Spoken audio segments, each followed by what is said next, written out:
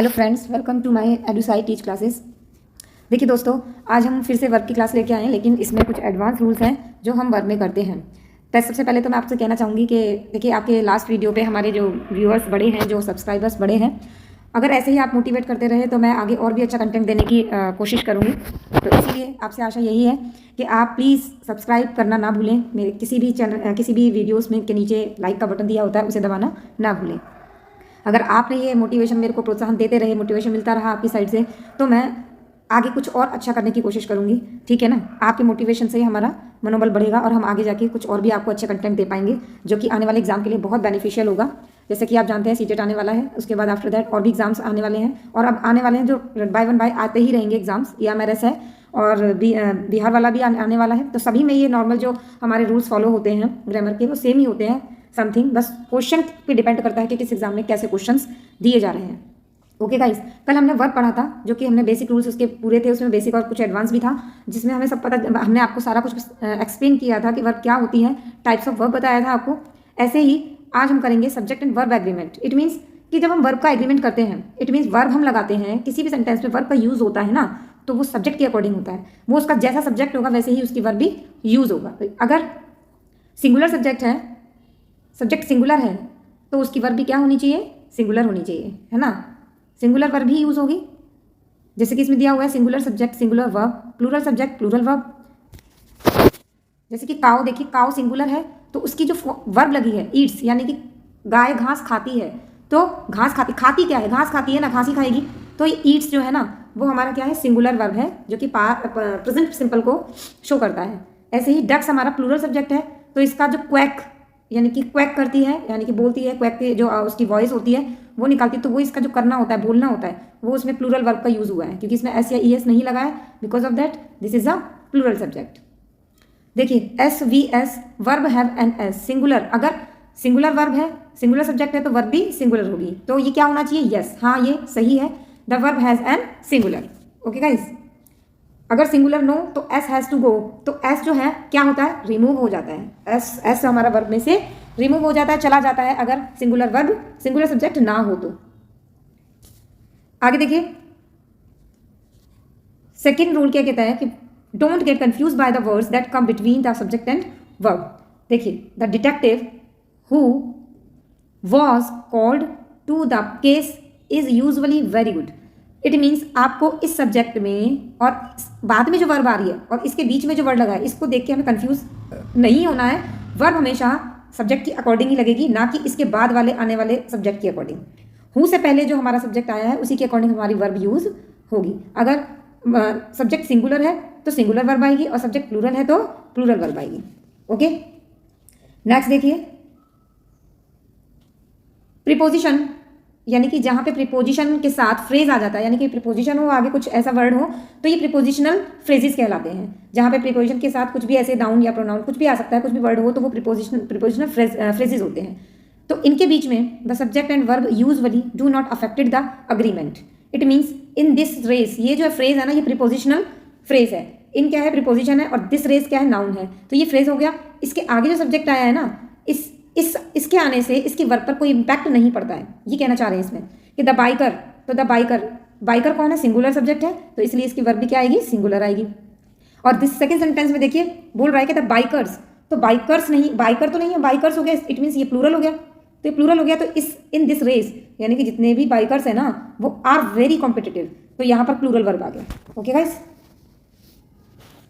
If a sentence starts with there और here, the subject will always be placed after the verb. अब आपको इसमें पहचानना कैसे कि देयर और हेयर जहां आ जाता है वर्ब में, तो ये हमारे क्या होते हैं? ये इन्हें हम बोलते हैं डमी सब्जेक्ट, है ना? ये डमी सब्जेक्ट होते हैं, हेयर एंड देयर। तो देयर इज, हेयर इज, तो देयर और हेयर इज और आर का यूज हमें उसकी अकॉर्डिंग लगाना है, जो इसके आने वाला जो सब्जेक्ट है, वो सब्जेक्ट हमेशा इसके बाद ही आएगा, हेयर, और वर्ब के बाद ही सब्जेक्ट आएगा। तो इस सब्जेक्ट को देखकर ही हमें आर और इसका यूज करना है। मीटिंग क्या है? सिंगुलर है, तो इसीलिए इज आ गया। रिजल्ट्स क्या है? प्लूरल है, तो यहाँ पर क्या आ गया? प्लूरल वर्ब, आर आ गया। आई होप आपको क्लियर हो रहा होगा कि क्या कहना चाह रहे हैं इसमें। रूल नंबर 5 क्या बोलता है? देखिए, subject can come after the verb in questions. अगर किसी वर्ब के बाद, ये क्वेश्चन में अगर वर्ब आती है, जैसे कि डज, हमारा क्वेश्चन वाला जो सिंपल सेंटेंस है ये, तो डज आ गया, तो बेटी ऑलवेज प्ले विद डॉल्स, तो हमेशा हमें फर्स्ट फॉर्म का यूज करना है। अगर हमारा प्रेजेंट सिंपल क्वेश्चन वाला कोई सेंटेंस है तो उसमें हमें वर्ब कैसी यूज करनी है, फर्स्ट फॉर्म। लेकिन अगर जहां पे क्वेश्चन नहीं है, सिंपल है, असर्टिव सेंटेंस है, तो वहां पर हमें इस प्ले में प्लेज आ जाएगा। जैसे कि ये डज बेटी ऑलवेज प्ले विद डॉल्स है ना, तो अब हम इसको अगर सिंपल सेंटेंस में बनाना चाहें, असर्टिव में बनाना चाहें, तो क्या आएगा, बेटी ऑलवेज प्लेज विद डॉल्स, तो इसमें प्लेज आ गया। लेकिन जब यहाँ पर ऑलरेडी डू के आगे एस लग चुका है, इसीलिए यहाँ पर हम इस वर्ब में एस नहीं लगाएंगे। तो ये बच्चे सिली मिस्टेक बहुत करते हैं, ठीक है। हाउ आर द बॉस को स्टिक्स टुडे, अब देखिए आर किसको देखकर आई, सब्जेक्ट को देखकर आया ना, तो बॉस को क्या है, बॉस तो स्टिक्स टुडे, ये जो है ना स्टिक्स, ये क्या है, प्लूरल फॉर्म है, प्लूरल सब्जेक्ट है, इसीलिए यहाँ पर वर्ब भी कैसा लगा, प्लूरल लगा। क्लियर है। If two subjects are join by and they typically required a plural verb, अगर देखिए the puppy and the lady, यानी कि ये जो आप पिक्चर देख भी रहे होंगे, पिक्चर के थ्रू ही आपको समझाया गया है। पिक्चर में ये लेडी है और ये पप्पी है, ये दोनों क्या हैं, आर फ्रेंड्स हैं। तो एंड से जुड़े हुए कोई भी दो डिफरेंट नाउन जो होते हैं वो हमेशा प्लूरल वर्ब का यूज लेते हैं। ओके, नेक्स्ट देखिए, if two subjects are separated by and refer to the same thing the verb is singular. अब आपको देखो, ये meatballs is my favourite pasta dish, यानी कि ये जो आपको दिख रहा है ना, कुछ चीज़ें, कुछ नाउन ऐसे होते हैं, कुछ मील्स ऐसे होते हैं जो हमेशा कंपाउंड में होते हैं, तो वहां पर हम एंड जब लगाते हैं तो यहाँ पर एंड का मतलब ये नहीं है कि ये प्लूरल वर्ब लेगा, ये एक ही चीज़ है ना, ये एक ही चीज़ है। यानी ये बोल रहा है कि जो पेटी और मीट बॉल्स है वो हमारा क्या है, फेवरेट पास्ता डिश है। If both subjects are singular and connected by or nor neither nor either or and not only but also the verb is singular, जितने भी ये जहां पर अगर सब्जेक्ट हमारा सिंगुलर है, सिंगुलर एंड कनेक्टेड बाय, और वो कनेक्ट हो रहा है किससे, नॉर से, नीदर से, और से, ईदर से, and not only but also say, ये हमारे कंजक्शंस होते हैं। नॉट ओनली बट ऑल्सो ये हमारे जो है मतलब कंपाउंड कंजक्शन होते हैं, ये कंजक्शन वाले चैप्टर में पढ़ाया जाएगा आपको। तो वर्ब इज सिंगुलर, वहां पर हमारा क्या लगेगा, वर्ब सिंगुलर लगेगा। जैसे कि सैली और बब्बा, यानी कि सैली जो और बब्बा है, यानी कि सैली या Bubba has stolen the scarecrow, उन्होंने, मतलब ये भी सिंगुलर है सब्जेक्ट, ये भी सिंगुलर है, तो यहाँ पर वर्ब भी कैसी आई, सिंगुलर आई। Not only the guitar, guitar ही नहीं बल्कि द ड्रमर, जो ड्रम बजाने वाला जो होता है ना, गिटार प्लेयर और जो ड्रम बजाने वाला होता है, वो सोक्ड विद स्वीट, उन्होंने पूरा मतलब स्वीट को इतना ज़्यादा मतलब अच्छा बजाया कि एकदम ऐसा हो गया जैसे डुबो दिया, मिठास में डुबो दिया, ऐसे करके ये बोलना चाह रहा है। If both subject are plural are connected by the words or nor neither or and not only but also the verb is plural, अगर सब्जेक्ट प्लूरल है, अगर ये कनेक्टेड हो रहा है इन वर्डों से, जैसे कि और से, नीदर से, and not only but also say, अगर वहां पर सब्जेक्ट हमारा प्लूरल है तो वर्ब भी हमारी कौन सी आएगी, प्लूरल ही आएगी। ओके, एग्जाम्पल आपको दिया हुआ है। रूल नंबर 10 देखिए, if one subject is singular, अगर एक सब्जेक्ट हमारा सिंगुलर है and one plural and are connected by the words or neither nor or not but not on also but also use the subject that is nearest the verb, जैसे कि अगर verb में कहीं पे भी इधर आ गया या और आ गया या नॉट ओनली बट ऑल्सो, तो जो पास वाला जो वर्ब के पास वाला जो सब्जेक्ट होता है ना, उसको देख के हमें वर्ब का यूज करना पड़ता है, यानी कि और के पास वाला जो सब्जेक्ट है वो, जैसे कि ईदर माई सिस्टर्स और माई हैजंट मी अप प्रेजेंट, यानी कि ये सेंटेंस में कुछ मिस्टेक है शायद, कोई नहीं, आप इसको देखो, इस वाले सेंटेंस को ना देख के इसको देखो। नॉट ओनली बॉब, यानी कि ना तो Bob but also the Smiths, देखिए ये जो बॉब है ये तो सिंगुलर है, लेकिन स्मिथ्स जो है वो प्लूरल है, यानी कि बॉब ना तो बॉब बल्कि Smiths want some hamburgers for supper, तो ये जो पास वाला सब्जेक्ट को देख के हमें क्या लगानी पड़ी है, वर्ब की फॉर्म लगानी पड़ी है, वरना हम इसमें वांट्स लगाते हैं ना, तो ये हमारे एरर में आते हैं, क्वेश्चंस हमेशा एग्जाम में पूछे जाते हैं एरर के बेस पर, तो एरर इसमें काफ़ी टिपिकल होता है जब एग्जाम में पूछे जाते हैं, तो इसलिए रूल क्लियर होना बहुत ज़रूरी है। 11 देखिए, unit of measurement usually use a singular verb, यानी कि कोई भी मेजरमेंट अगर यूनिट में आ रहा है तो वहां पर हम हमेशा सिंगुलर वर्ब का ही यूज करेंगे। 6 गैलन्स ऑफ पेंट, यानी कि पेंट का पूरा 6 गैलन्स है, 6 गैलन है जो कि was use on the house, use हो चुकी है पेंट करने के लिए, है ना, तो ये यूनिट बताई गई है गैलन। ऐसे ही $5 $5 is too much for a cup of coffee, यानी कि $5 काफी है एक कप कॉफी के लिए। ट्रायल नंबर रूल देखो, collective noun usually take a singular verb. Collective noun पहले भी हम आपको करवा चुके हैं नाउन में, तो ये सिंगुलर वर्ब ही यूज कर लेता है हमेशा। ये हमेशा जो भी कलेक्टिव नाउन है वो हमारे सिंगुलर वर्ब का ही यूज करेंगे, ठीक है। इसके अंदर द क्लास वॉज रेडी, देखिए क्लास भी एक कलेक्टिव नाउन है और उसका जो वर्ब है लेकिन सिंगुलर आ रहा है। ऐसे ही 13 नंबर रूल क्या कह रहा है, टाइटल्स ऑफ बुक्स, किसी भी बुक्स का title, movies, novels are treated as singular verb, यानी कि होल्स, ये जो भी मूवी या नॉवेल या किसी भी चीज़ के टाइटल के बारे में दिया गया होता है तो वहां पर हम ऑलवेज किसका यूज़ करेंगे, सिंगुलर वर्ब का यूज़ करेंगे। नेक्स्ट देखिए 14 रूल नंबर,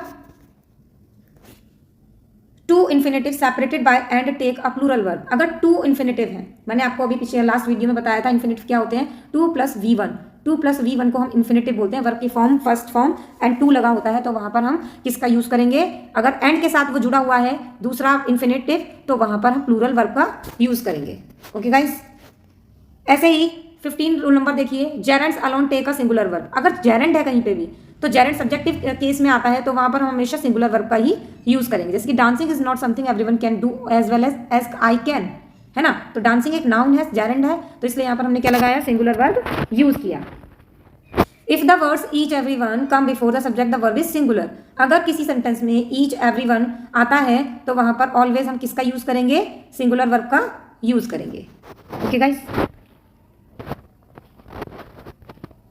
क्या क्या वर्ड होते हैं आपको देखने पड़ेंगे, कौन कौन से वर्ड से स्टार्ट होते हैं। Most indefinite pronoun take singular verb, कई सारे इंडेफिनिट प्रोनाउन होते हैं तो वो हमेशा क्या लेंगे, सिंगुलर वर्ब ही लेंगे। One, body, thing, someone, somebody, something, anyone, anybody, anything, no one, nobody, nothing, everyone, everybody, everything, ये सारे के सारे क्या ले रहे हैं, सिंगुलर वर्ब ले रहे हैं। देखिए everybody is happy, no one has a dying, nothing was going to help. Okay, next देखिए, both, few, many, others and several take a plural verb. ये जो जितने भी वर्ड है, बोथ हुआ, फ्यू हुआ, मैनी हुआ, अदर्स हुआ, सेवरल हुआ, ये हमेशा क्या लेंगे, प्लूरल वर्ब का यूज करते हैं हम। इनके आगे अगर कोई भी वर्ड आ जाता है तो ये देखिए सेवरल क्या है, सेवरल आ गया और इसके आगे जो वर्ब लगा है वो हम ये मेन वर्ब का काम कर रहा है, ना कि ये मोडाल वर्ब का काम कर रहा है, तो इसलिए नीड आया है तो ये हो गया प्लूरल वर्ब।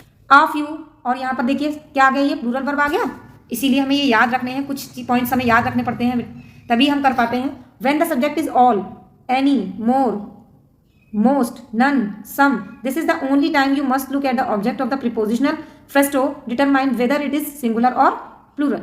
अब आप ये जितने भी वर्ड देख रहे हैं, अगर ये वर्ड आ जाते हैं तो यहाँ पर जो अगर इसका सब्जेक्ट प्लूरल है तो हमें प्लूरल वर्ब का यूज करना है, और अगर सब्जेक्ट सिंगुलर है तो हमें किसका यूज करना है, सिंगुलर वर्ब का यूज करना है। ओके गाइस, यही इसमें है और कुछ इसमें समझने वाली बात नहीं है। तो हमारे 20 रूल्स आज फिनिश हो चुके हैं, मैंने 20 रूल्स आपको करा दिए हैं जो कि हमारे एडवांस लेवल के हैं। तो आई होप आपको ये इन्फॉर्मेशन पसंद आई होगी, जो कि आपकी किसी भी एग्जाम के लिए काफ़ी हेल्पफुल साबित होगा। ओके गाइस, वीडियो को पसंद आए तो प्लीज़ लाइक का बटन और सब्सक्राइब करना ना भूलें। कोई भी क्वेरी है तो आप हमारा टेलीग्राम ग्रुप ज्वाइन कर लीजिए, जो कि डिस्क्रिप्शन बॉक्स में आपको मिल जाएगी उसकी लिंक, उसको ज्वाइन कर लीजिए। अगर किसी को नोट्स चाहिए तो आपको ये प्रोवाइड हो जाएंगे टेलीग्राम ग्रुप ज्वाइन करने के बाद। Okay guys, thank you so much, good night everyone.